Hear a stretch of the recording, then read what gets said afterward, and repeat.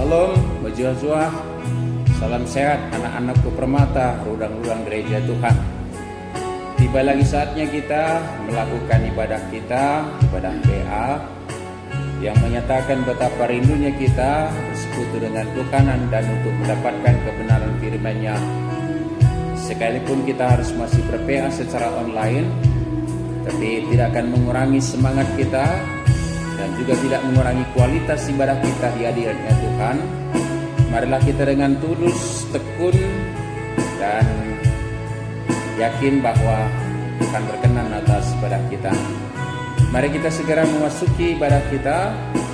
Kita menaikkan pujian kita dengan judul lagu Yesus Kau Anugerah yang Terindah.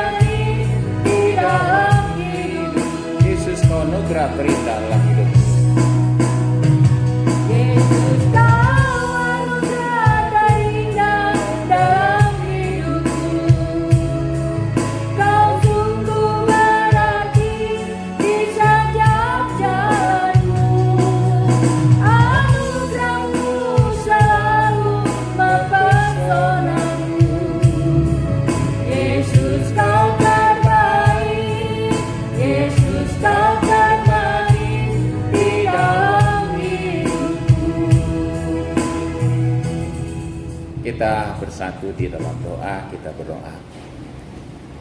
Kami sungguh bersyukur Bapa di surga, oleh karena Tuhan masih perkenankan kami menyatakan betapa rindu hati kami untuk senantiasa mendekatkan diri kepadamu Bapa di surga. Seraya rindu dengar-dengaran akan firman-Mu, untuk kami pegang teguh pedoman dalam kehidupan kami.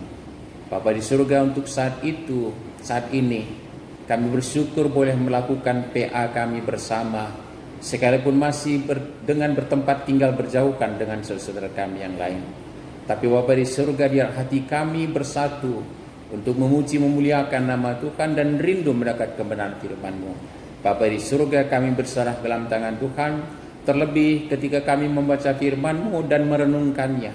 Biarlah Roh Kudus Tuhan yang menuntun, membimbing, memimpin kami untuk boleh mampu melihat kebenaran firman-Mu, menerimanya, memasukkannya dalam hati kami dan menghidupinya, sehingga sebagai anak Tuhan kami boleh menjadi saksi bagaimanakah style kehidupan kami di tengah-tengah dunia ini untuk menjadi contoh dan teladan. Mari Engkau jauhkan segala gangguan dari kami, dan mari berfirman-Nya Bapa di surga, karena kami anak-anak Tuhan Permata Rudang-Rudang Gereja telah siap mendengarkan di dalam satu nama Tuhan kami Yesus Kristus Juru Selamat kami yang hidup. Amin. Anak-anakku Permata Rudang-Rudang Gereja Tuhan, firman Tuhan yang menjadi renungan kita di bahan PA kita kali ini diambil dari kitab Amsal pasal 30 ayat 7 sampai 9. Berharap kita boleh membaca Alkitab kita di rumah. Amsal pasal 30 ayat 7 sampai 9. Izinkan saya membaca dalam bahasa Karo di sini. Kuan-kuanan 30 ayat 7 sesiwa. Silakan membaca Alkitab dan saya baca dalam bahasa Karo supaya kita juga makin diperkaya dalam pemahaman teks yang menjadi bahan PA kita ini. Dalam bahasa Karo pelan-pelan saya baca. O dibata o pedenga aku mate kupindo man bandu perkara enda ema ola min sempat kublasken kata latuhu dengan ola pelepas lu aku musil tah bayar brekenlah man bangku kaisiku perlukan sebab kune baya aku banci jadi makalah aku perlukan janah adibusil aku banci jadi nangko aku semaka juru di batangku. Inilah firman Tuhan yang kita renungkan bersama, cukup unik dan menarik yang menjadi tema kita hari ini. Sederhana itu bahagia. Sederhana itu bahagia. Dan yang sering kita dengar juga sebaliknya juga, bahagia itu sederhana. Dan saya pikir dua-dua ini adalah suatu keindahan hidup jikalau boleh kita menikmatinya dan menyatakan tema ini dalam kehidupan kita, yang artinya adalah sederhana itu bahagia. Bagaimana boleh ini nanti kita dapat dari kebenaran teks ini. Dan bahagia itu juga sederhana, artinya bukan yang kompleks, bukan yang sulit, kecuali kita membuat kriteria menurut ukuran kita. Maka untuk bahagia itu menjadi sesuatu yang sulit dicapai, jauh dari kita. Itu boleh jadi anakku yang kukasihi. Tetapi melalui nats ini si Agur ini yang berstatement dengan kalimat-kalimat ini di hadiratnya Tuhan yang sedemikian rupa cukup menarik, yaitu yang perlu di-stressing anakku ini adalah ya Allah, sebelum aku meninggal, mati, kupindo man bandu perkara enda. Apakah itu? Ola min sempat kublaskan katalah tuhu. Jangan beri kesempatan buatku berbohong. Berbohong juga ada banyak cara melakukan kebohongan. Anakku yang kukasihi. Bagaimana berbohong? Ya berbohong dengan kata-kata. Memberitakan berita hoax, suatu kebohongan juga, atau mengatakan hal-hal yang tidak benar adalah suatu bohong juga. Menyatakan tahu yang tidak kita tahu, itu juga suatu kebohongan. Bahkan menyatakan tidak tahu apa yang kita tahu juga suatu kebohongan. Itu dalam realita Tapi dalam teks kita, anakku yang kukasihi, mari kita lihat bahwa satu juga bentuk kebohongan dalam kehidupan kita ini adalah ketika kita, dalam bahasa sederhana saya pakai nak ya, ketika kita dalam tanda petik berlimpah ruah kekayaan, tapi menyatakan diri miskin. Bukan sederhana ya, saya tidak kata pakai sederhana, karena sederhana hari ini menjadi tema kita dan itu yang menjadi goal kita buat kita jalan dalam kehidupan kita. Yang kaya menyatakan dia miskin, itu juga satu kebohongan, anakku yang kukasih. Bagaimana ini boleh jadi? Iya, mengapa dia menyatakan miskin? Ya, jangan-jangan supaya jangan orang minta pertolongan kepada dia. Jangan-jangan supaya tidak ada yang minta kepada dia sesuatu yang boleh diminta dari dia. Jangan-jangan bisa dia lepas dari tanggung jawab untuk memberikan pertolongan. Jangan-jangan banyak sekali, tapi suatu tindakan kebohongan. Dan sebaliknya juga, kalimat ini untuk kita ungkap seturut bahan kita, yang miskin juga menyatakan diri sebagai orang kaya. Nah, ini juga suatu kebohongan yang artinya apa yang bukan milik kita, apa yang bukan kita miliki, seolah-olah kita miliki, kita tampilkan dalam diri kita. Ini juga suatu kebohongan. Jadi ini satu hal dulu, seperti hal ini perlu kita garis bawahi, anakku yang kukasihi dalam Yesus ya. Jadi bohong bisa dengan kata-kata, tapi juga ternyata berbohong itu bisa tampilan hidup yang menyatakan bukan aku sebenarnya, kecuali dengan nyanyian kita nanti ada nyanyian kita hidup, bukannya lagu, tapi Yesus yang hidup di dalamku. Itu bukan kebohongan, kata itulah memang itulah realita hidup orang percaya. Tetapi anak yang kukasihi, inilah renungan yang pertama yang kita tangkap dalam nats kita hari ini, yang menyatakan bahwa luputkanlah aku dari berkata bohong, luputkan aku dari kebohongan. Itu yang menjadi kerinduan, yang artinya penulis Amsal ini rindu sekali ya, supaya hidup benar di hadirat Tuhan dan apa adanya. Bukankah itu murni itu pura, tidak ada kebohongan, apa adanya. Bukan ada apa-apanya ya, anakku yang kukasihi dalam nama Tuhan Yesus. Jadi apa adanya. Jadi luputkanlah aku berbohong sekali lagi, bukan hanya dengan kata-kata, pasti dengan kata-kata banyak sekali kita berbohong. Dan uniknya, dengan satu kebohongan ada harus kebohongan yang lain menutupi kebohongan yang sebelumnya. Ini sekali kita terjebak. Ini yang dikhawatirkan, ditakutkan, ini yang ingin dijauhi oleh Agur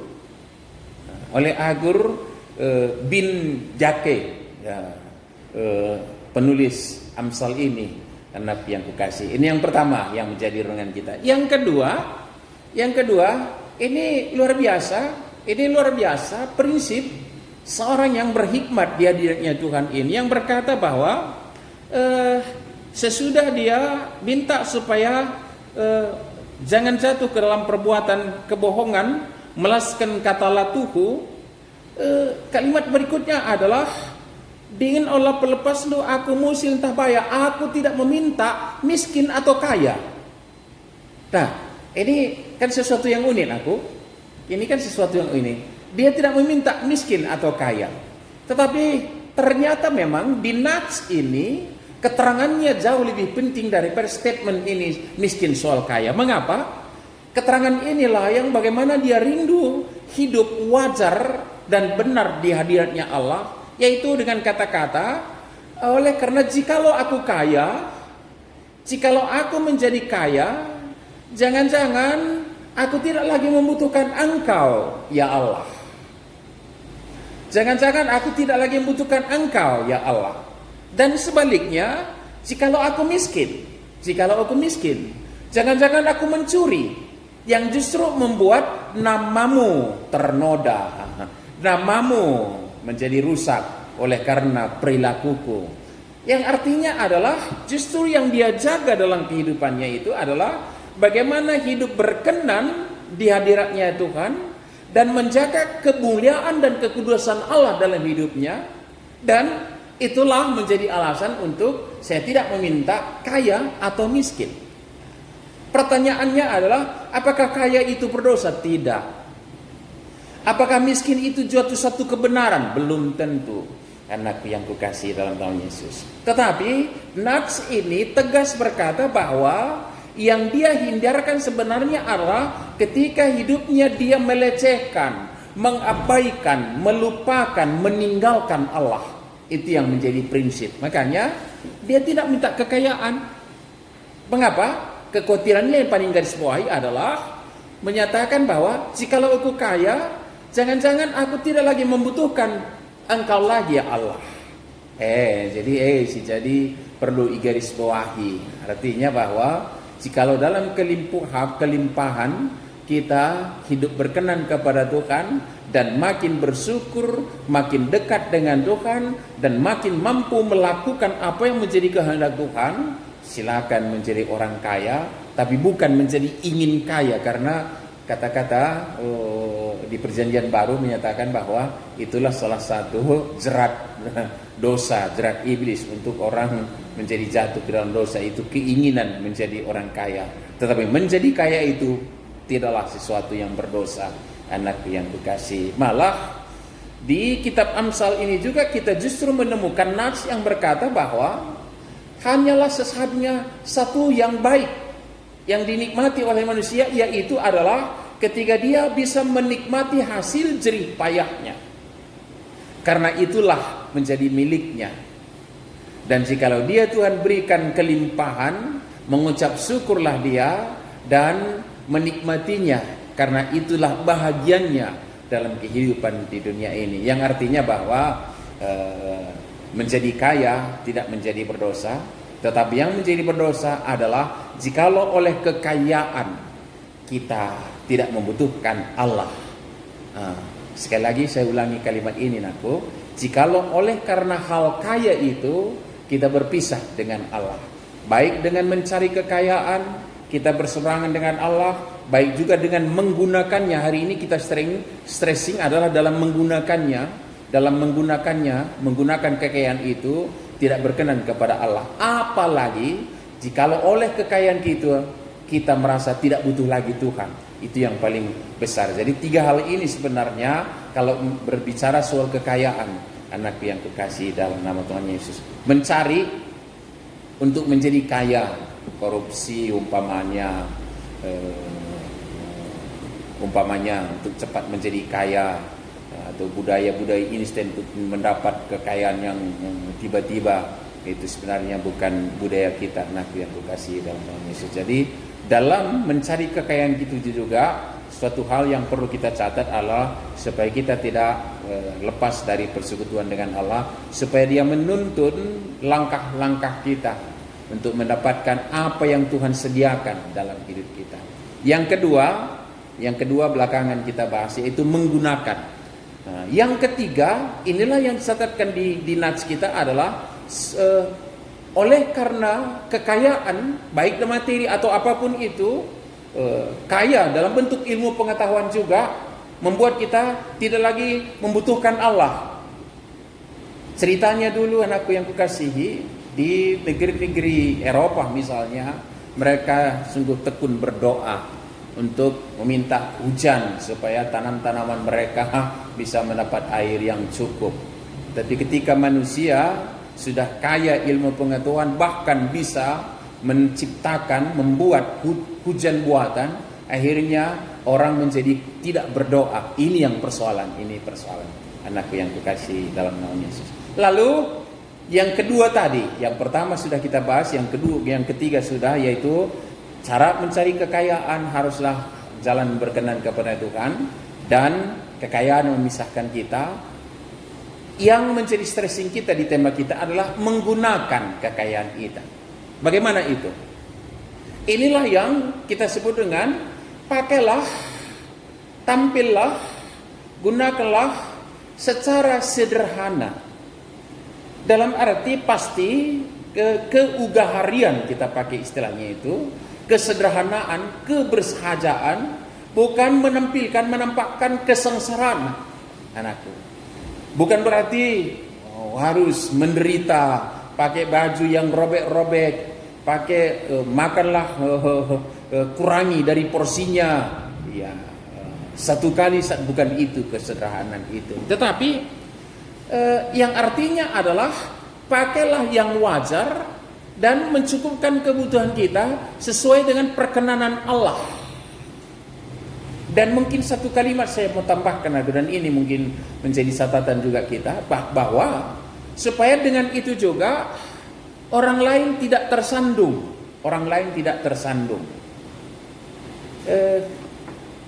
Ini menjadi kesaksian hidup kita, anakku yang kukasihi dalam nama Tuhan Yesus.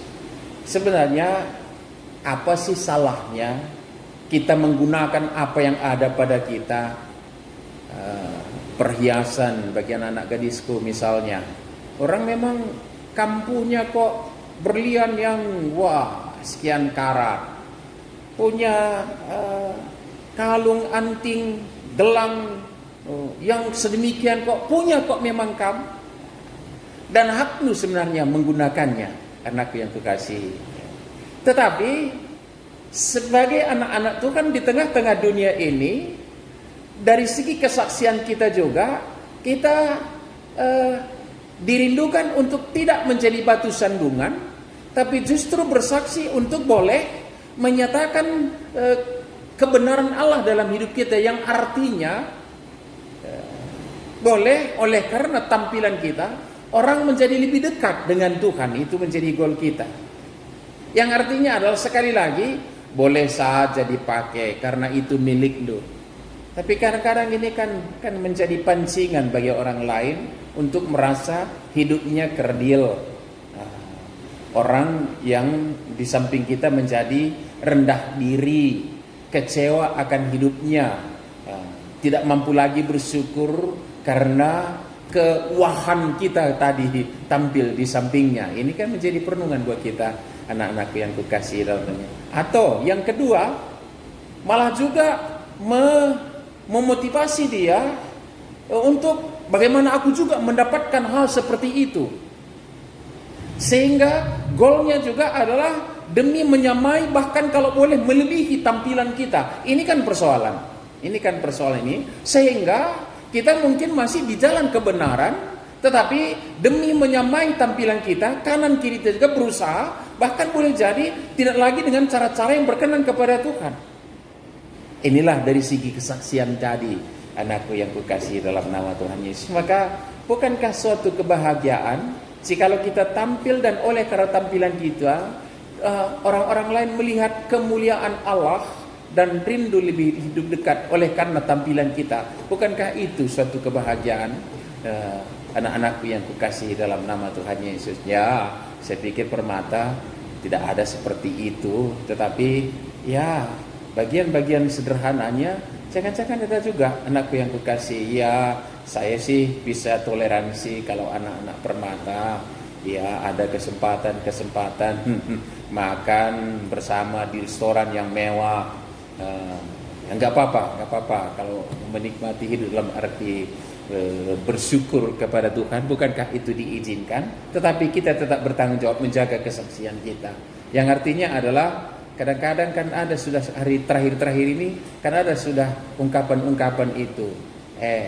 Dihidangkan makanan di restoran, bukannya toto dalam arti doa dulu, tapi foto dulu, lalu diposting. Ya oke lah postingan kita itu jikalau menggiring orang untuk mengucap syukur, melihat berkat Tuhan dalam kehidupan kita. Tapi perlu kita jaga, justru jangan menciptakan justru persaingan yang tidak sehat dalam kehidupan ini. Anak-anakku yang kukasihinya, inilah mungkin sederhananya dalam kehidupan kita ini, anakku yang kukasihi. Lalu satu bagian lagi di nats kita, jangan juga aku miskin. Karena jikalau aku miskin, jangan-jangan aku mencuri, sehingga engkau Allah yang kusembah juga menjadi ternoda, kamu kasih tercurna dalam bahasa karonya, anakku yang kukasihi dalam nama Yesus. Kasih jadi rupanya sekali lagi ini, makanya bukan soal kaya dan miskin, tapi bagaimana boleh menjadi saksi Allah dalam kehidupan kita. Ini menjadi persoalan. Jadi Kalau saya menerjemahkan sederhana itu bahagia adalah karena dengan kesederhanaan itu bukan sengsara, bukan menyatakan kemiskinan, bukan menyatakan kekurangan, tapi tampil apa adanya seperti yang Tuhan perkenankan dalam hidup kita, bukan menyatakan kemewahan, keberfoya-foyaan, tapi dalam mengucap syukur kita pakai apa adanya dan hidup dengan bersyukur di hadiratnya Tuhan. Saya pikir itu suatu kebahagiaan, karena dengan itu juga orang lain bisa melihat kesaksian kita sebagai orang hidup bersekutu dengan Tuhan. Yang artinya adalah, kalau dikalimatkan ini, karena mengapa? Karena kita tidak mau menonjolkan diri kita, baik di hadirannya Tuhan, apalagi juga di hadapan saudara kita yang lain. Tapi justru yang mau kita tonjolkan adalah Allah yang memberkati, Allah yang menuntun, Allah yang membimbing kita dalam kehidupan kita. Ini yang perlu kita nyatakan dalam hidup kita. Jadi ini sesuatu yang cukup indah kita renungkan dan lakukan dalam kehidupan kita, anakku yang kukasih dalam nama Tuhan Yesus. Maka sederhana itu sebenarnya bahagia, dan bahagia itu sederhana. Sebenarnya dua-dua dijawab di sini ya. Bahagia itu sederhana. Bagaimana itu? Pemakai apa yang Tuhan karuniakan dengan mengucap syukur apa adanya.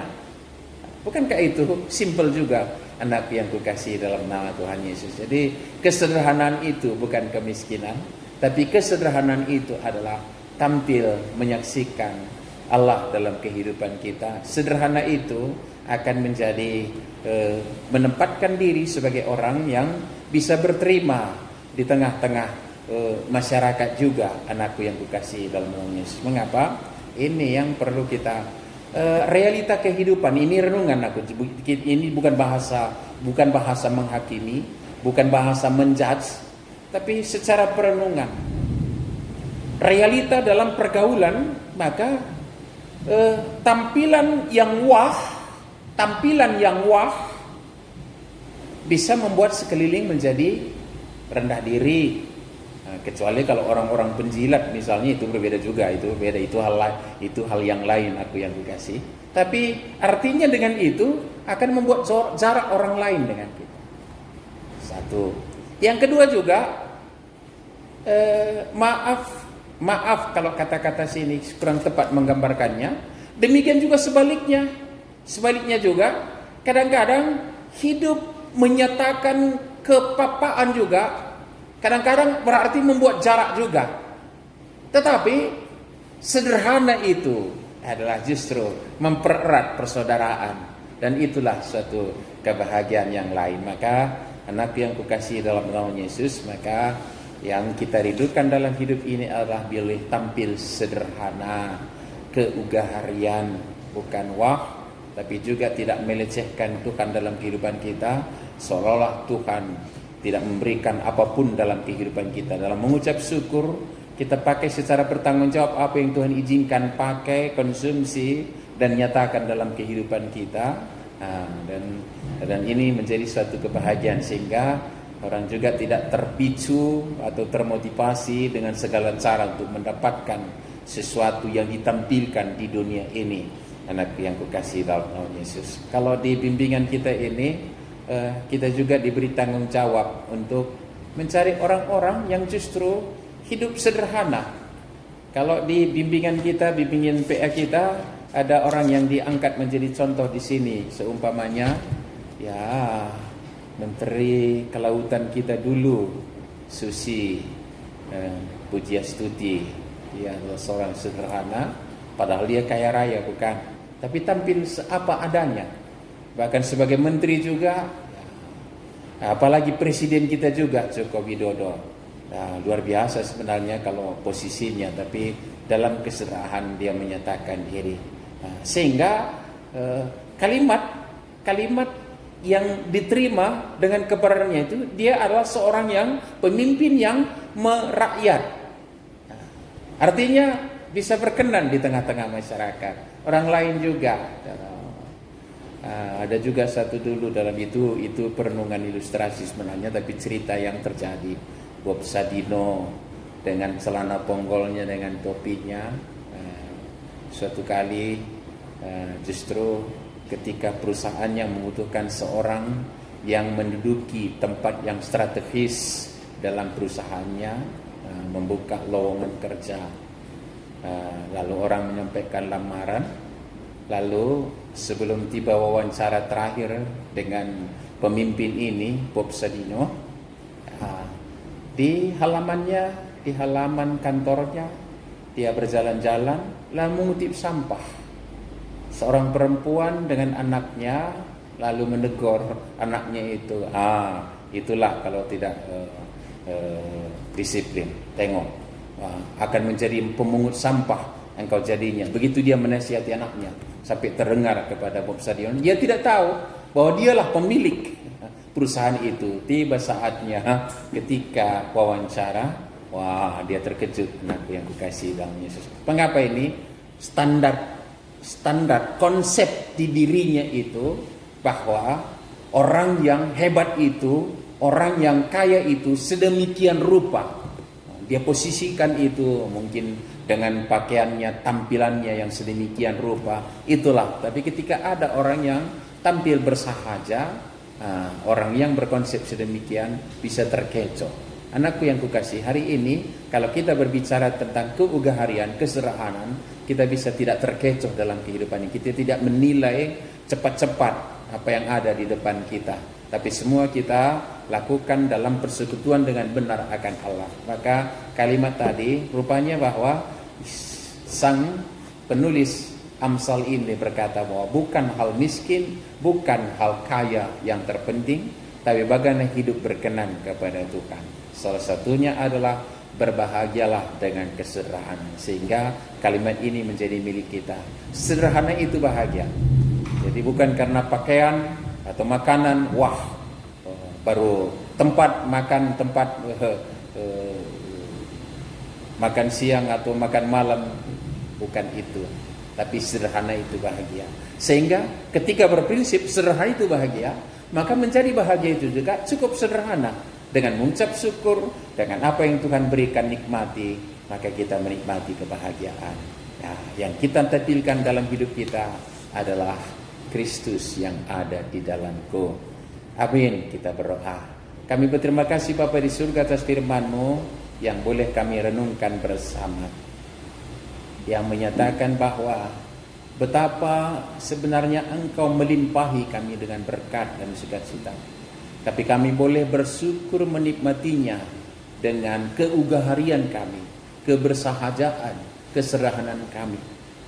Bapa di surga, kami tidak terjebak dengan motivasi duniawi kami, tapi kami terpanggil menyaksikan Tuhan dalam kehidupan kami melalui apa yang Tuhan karuniakan bagi kami. Terpuji Engkau Bapa di surga, biar Roh-Mu yang kudus memampukan kami untuk menghidupi iman dalam Kristus Tuhan kami. Amin. Anak-anakku yang kukasihi dalam Tuhan Yesus, silakan lanjutkan dengan tokoh-tokoh sederhana tadi. Lalu kalau di diskusi kita, jelaskan prinsip permohonan agur yang dapat Permata GBK terapkan dalam kehidupan Permata sebagai anak-anak Tuhan. Tadi saya catat ya, tidak menjadi kaya atau tidak menjadi miskin, yang dalam arti bahwa kaya boleh melupakan Allah, miskin juga boleh melakukan yang tidak benar, mencuri sebenarnya. Hal ini jadi Permata boleh menerapkan kehidupan untuk hidup sederhana di hadiratnya Tuhan. Seperti biasa dalam PA kita akan mengumpulkan persembahan kita. Seraya kita mengumpulkan persembahan kita, kemudian menaikkan pujian kita, mendukung renungan kita tadi, hidupku bukannya aku lagi.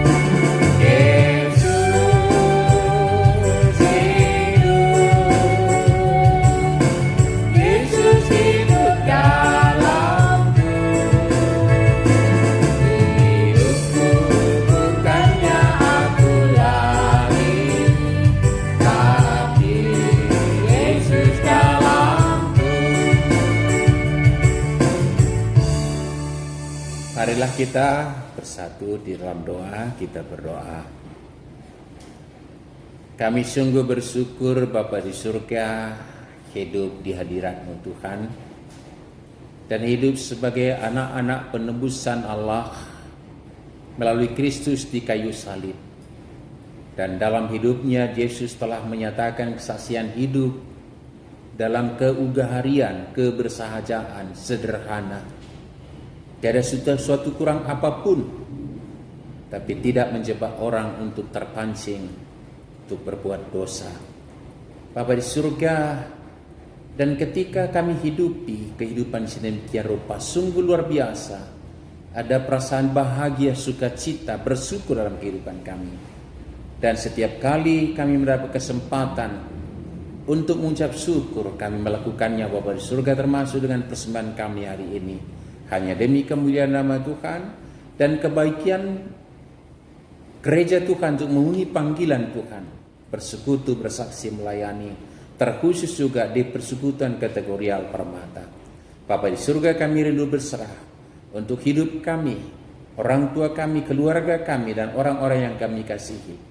Mari Engkau tuntun bimbing langkah kami, supaya kami boleh menghidupi kebersahajaan dan senantiasa mengucap syukur di hadirat Tuhan dan menyatakan sukacita dan kebahagiaan bersama. Bapa di surga, kami terlepas dari jebakan-jebakan penguasa kegelapan yang menggiring kami menurut kemauan, keinginan daging dan duniawi kami. Tapi senantiasa kami rindu untuk dengar-dengaran akan kehendak-Mu dan bersaksi akan kebesaran-Mu dalam kehidupan kami. Kami serahkan hidup pribadi, orang tua, keluarga, dan orang yang kami kasihi, bahkan semua anak-anak Permata, untuk boleh tampil menjadi saksi Tuhan dalam kehidupan ini. Menjadi anak-anak Tuhan yang menyatakan kehidupan yang bersahaja, kehidupan yang sederhana. Bukan miskin, tapi tidak menyatakan kemewahan. Bersyukur, bersukacita. Biarlah spirit kesederhanaan itu boleh ditularkan oleh Permata dalam kehidupannya. Pimpin, berikan hikmat kebijaksanaan kepada kami Permata, udang-udang gereja Tuhan. Dan saat ini Bapa di surga, kami berdoa buat jemaat Tuhan. Mari Engkau berkati dalam kerinduannya untuk kepulihan keadaan sehubungan pergumulan kami hari ini. Kami juga berserah kepada-Mu tentang bangsa negara kami, pemerintah kami, dan rakyat Indonesia tercinta ini dalam menghadapi pergumulan ini. Biarlah kebijakan-kebijakan yang kami lakukan dengan disiplin boleh segera melepaskan kami dari pergumulan ini dan segera pulih dan bangkit dari keadaan kami saat ini Bapa di surga sehubungan virus corona. Kami berdoa buat orang-orang yang menderita sakit penyakit mereka, mari Kau sembuhkan dan kuatkan, beri semangat, berkati yang melayani, berkati keluarga. Bapa di surga, untuk semua orang yang kami kasih berikan kesehatan, kami berserah dalam tangan Tuhan. Kegiatan-kegiatan kami selanjutnya senantiasa kami berserah dalam tangan Tuhan. Tuntun bimbing kami untuk melakukan apa yang berkenan kepada Bapa di surga. Inilah doa dan permohonan penyerahan kami beserta dengan persembahan kami ya Bapa di surga. Kami serahkan di dalam satu nama, Kristus Tuhan dan Juru Selamat kami hidup, yang telah mengajar kami berdoa bersama-sama. Bapa kami yang di surga, dikuduskanlah nama-Mu. Datanglah kerajaan-Mu, jadilah kehendak-Mu di bumi seperti di surga. Berilah kami pada hari ini makanan kami yang secukupnya, dan ampunilah kami akan kesalahan kami, seperti kami juga mengampuni orang bersalah kepada kami. Dan janganlah membawa kami ke dalam pencobaan, tetapi lepaskanlah kami daripada yang jahat. Karena Engkau-lah yang punya kerajaan dan kuasa dan kemuliaan sampai selama-lamanya. Amin. Baik, kita sudah selesai. Salam sehat naku. Sampai berjumpa lagi di kegiatan kita berikutnya. Tuhan berkati kita semua. Amin.